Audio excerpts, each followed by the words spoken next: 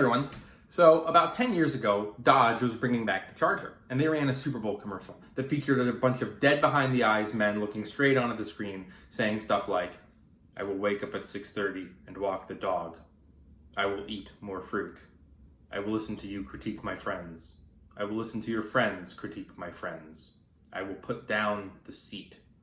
I will put my underwear in the basket. I will take off my socks before getting into bed.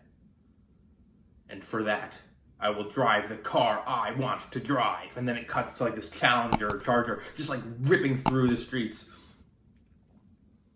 And this ad, right, at the time was funny, but you know, what it said to me was, we're miserable. What those guys should really be doing is breaking up with their girlfriends, not buying a sports car.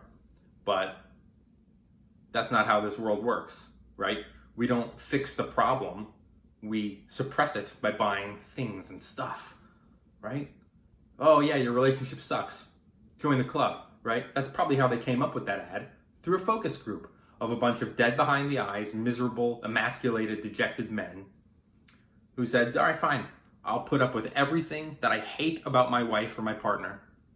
And in exchange, I will get this car that will make me feel good and increase my sense of self. And that's the world we live in.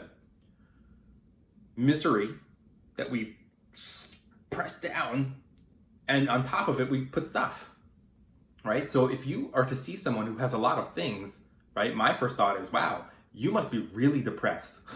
You know, why do you have so much stuff, right? Because a lot of us fill the void of whatever the sadness is in our lives with things.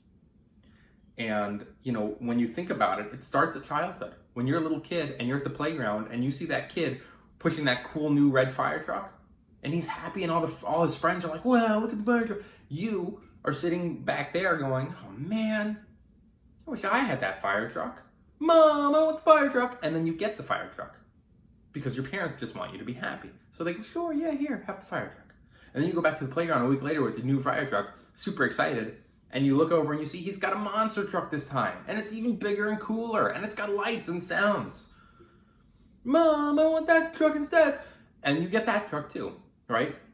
Our parents just want us to be happy, so they keep buying us stuff instead of saying to us, like, hey, listen, you're only gonna get 5 toys. That's all you're gonna get.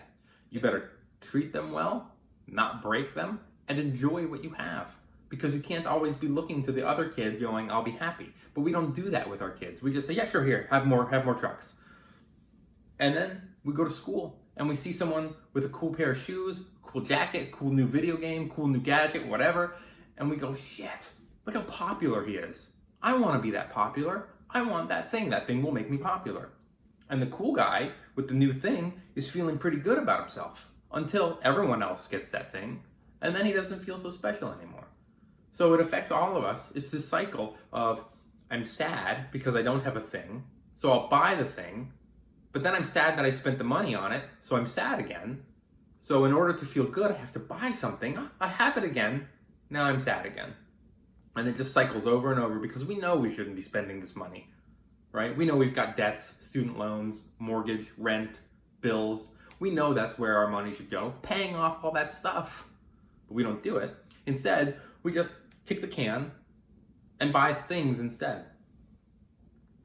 And when you think about it, that follows us into adulthood, right? We leave school, but it never really leaves us.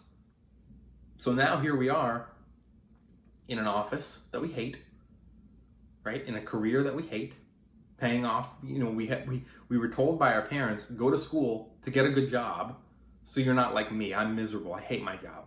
But we look at our parents and we're like, but you have debt. You're still paying off your student loans. So our parents are essentially telling us, don't be anything like me, but do everything I did. So now we're going to college at 18 when we shouldn't be. I mean, I don't have statistics, but I would wager that most of the people who go to college, look, and I'm sure a lot of people in the comments are going to go, I went when I was 18 and everything's great for me. Good. But there are a majority of people who don't benefit from going early. They should go later. If anything, they should go later when they know who they really are and what they really want. But that's not how it works, right? You sit down with the guidance counselor. What are you interested in? I don't know. I like this. Okay, major in that. You know? And then we end up graduating college and we go, well, I don't really like it. And our parents go, well, too bad. You got to get a job to pay off that debt. And all of a sudden, the whole lifetime of our parents saying, don't be like me, go off and be yourself, do what you want to do. And now our parents are saying, too freaking bad, you got to pay off this debt. But the whole thing is absurd to me. But that's how it is. And so what ends up happening, right? You're 40 years old now. You've got 2 kids that you can't afford. You've got a house that you can't afford. You have a job that you hate. You're paying off your debts. You're worried about retirement. You're worried about your elderly parents. You're worried about, because they never were able to save, right? Because they made the same mistakes that they told you not to make, and now you made them, right? And you're worried about your kids and their future because they have to go to college, right? We never seem to learn our lesson. And you're worried about how they're going to pay for all of this stuff and how you're going to pay for all of this stuff. And so it just cycles over and over. And then you put on the TV and you see an advertisement. And the advertisement says, are you unhappy? Does your job suck? Does your life suck? Are you feeling unfulfilled at work? You can go back to school. Go back to school. What a system that we've designed, right? Our economy or our capitalist society. Screw up, give us a lot of money though, spend your whole life in misery paying off those loans and shopping to fill your void. And then once you realize what you truly want to do and you finally maybe paid off those student loans, go back and start all over again. More debt, more bills. They got us in this system and we're like little hamsters on a wheel or gerbils just running in a circle, getting nowhere except miserable and depressed. So what I would like is for us to embrace minimalism a little bit. Not a lot. You don't have to go full-fledged minimalist. Just the beginning stages. So instead of going out and buying an item that you don't need, like a cool pair of sunglasses, you can invest that money instead. Start investing, building wealth. It takes a while, so the sooner you start, the better. But start building that wealth now. Buying dividend stocks. I think it's funny because I've been doing this TikTok thing for a couple months now, and a lot of people say, I want to be a millionaire, so I'm going to trade. Right? They go on Instagram, they see the guy with the Ferraris, the helicopters, the penthouse in Miami, and they see the lifestyle, and they go, that's the lifestyle I want. I want to be a trader. And if I can't be a millionaire trading stocks, then I don't want to do it. Why? I don't get it. Those guys either made their money somewhere else or they made their money selling a course. And I'm sure there are a few legit ones who are selling courses and really started small and made it. But I would wager that the majority of the salesmen online took your money and used it to trade and make more money. And then maybe gave you a little piece, right? I'm going to give you a tip. Here's a stock you can buy that they already bought. But we look at them and we go, if I can't be exactly like that, I don't want to do it. And I don't understand that. See, my goal as a stock trader, I would love to be a millionaire. It would be fantastic. But the goal is to replace or mimic what I'd be making in a 9-to-5 job. So what does the average American make? The average American salary is $50,000 a year. If I made that going to an office, I would have to buy suits. I would have to buy ties. I would have to buy dress shoes. I would have to pay money on gas, getting to and from work every day. I'd be going out for lunches more often. I'd be going out for coffee more often. I'd be spending all of this money, not to mention my time in traffic, not to mention my sense of well-being, being in a job and a career that I hate, just to pay off my bills and buy my things. But that's the world we live in. Be miserable. It's okay. It's like that Dodge commercial. It's okay to be miserable, because you're going to buy our item, and that's going to make you feel temporarily better until that high wears off, and then you have to go and buy another item, whatever that item is. I don't know, because we already made our money off of you. Now someone else can tell you, you know what would make you happier? This thing. That's what would make me happier. But for me, I view stock trading as a way to escape that lifestyle. I can work from home in my pajamas, not spend all that money on dry cleaning and buying suits and ties, not spend all that money driving to work, paying for gas. I'm actually okay with making a little bit less than what the average salary might be because I don't have to worry about those things. I have a higher quality of life. And if I am so lucky to make a little bit more, then I call it bonus money. And I use that bonus money to invest through something called dollar cost averaging.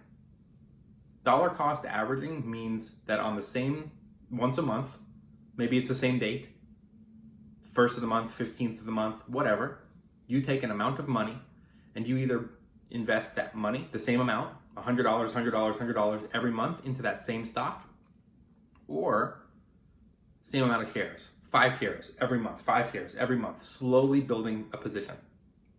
Some months you might pay more, some months you might pay less, depending on where the price of the stock is. Hence the name dollar cost averaging. You're averaging a price over the period of 12 months, a little at a time. It's a great way to start building a position. And then anytime you have bonus money, maybe you work an extra shift, maybe you sell some items in your closet, maybe you pick up a little side hustle, right? Walking dogs, driving for Uber, whatever. Any bit of side money that you get that doesn't first go to paying off your student loans and your debts that have much higher interest rates should be funneled into investments. So that's what I do. I make what I need to make, and then anything bonus. So if I have a goal of making 50 grand a year, I have to do $200 a day or about $1,000 a week. If I'm able to do anything more than that, investments. I take the money, and instead of buying a thing that will make me feel better in the short term, I buy stocks that'll make me feel a lot better over the long term. And I'll make more money doing it. I won't be pissing away my money. I'll be building it. I'll be building my wealth instead of depleting it on things making everyone else rich, right? Corporations have these focus groups for a reason. They tap into our desperation, our fears, our insecurities, and then they advertise directly to us, like that Dodge commercial. They know what they're doing. They know how to reach us, to manipulate us, to make us feel like an item will make us feel better. Everything around us is designed to take our money. Go to college when you're young, even if you don't know what you want. Good, the banks like that money. The school likes that money. Everything around that lifestyle of college, a car, food, groceries, they all like that money. And it's a mistake for a great many people to go when they're so young. But they do it anyway because that's what the companies want. Companies aren't going to say, no, don't go to college. They want that money. They don't say, no, go to college later, once. No, they say go to college twice. Go once when you're 18 and then go a second time as an adult after you've screwed up and now you know what you really want to do. It's all designed to take our money from us. Work a job that you hate, so you have to pay off your loans. Work a job that you hate, but it gives you money to buy things, our things, the things that we're selling to you. And we're selling them to you because we know how miserable and sad you are. And you're going to buy them because it's what you've always been told to do. Ever since you were a little kid and you wanted that cool fire truck and you got it and you played with it for a week and got bored with it and then it was on to the next thing. It's just the way we've been conditioned and marketed to our whole lives. I would like to change that. So instead of buying things, I want you to start buying investments. With any bonus money you have, funnel it into dividend paying stocks. Funnel it into growth stocks that maybe don't pay a dividend, but what you'll get is tremendous growth. Start now. Start doing that. Instead of buying an item from a company, buy that stock instead. Maybe, right? If it's a good stock. You have to do your own due diligence. You have to do your own research. But instead of buying that item, make an investment in the company instead. That way, you're still getting something, but it's going to give you a higher quality of life down the road because you're going to get dividends from that company. And if at any point in time you have some sort of financial hardship, you can either cash out and sell some of the stock, or you can unenroll yourself from something called dividend reinvestment, which you should enroll in. So your dividend payments get immediately reinvested back into the stock, building your wealth. And then at a point down the road when, maybe you got laid off and you need some extra money, you can say, I want to unenroll from DRIP. I want that dividend payments coming in as cash because I'm going to use that cash. A lot of older people do that. You'll hear elderly people say, I live off my dividends. Wouldn't that be nice to be able to live off your dividends instead of having a closet full of shit? So I hope this video was helpful for you. I hope you learned something. Maybe it can help you change a little bit of the way we spend when we realize that we're just being fundamentally manipulated by corporations who want to suck more of our money from us. And leave a comment below if you have an idea, a suggestion for another video. Please hit the bell, please hit the notification, subscribe to my channel. Thanks for watching and have a good day.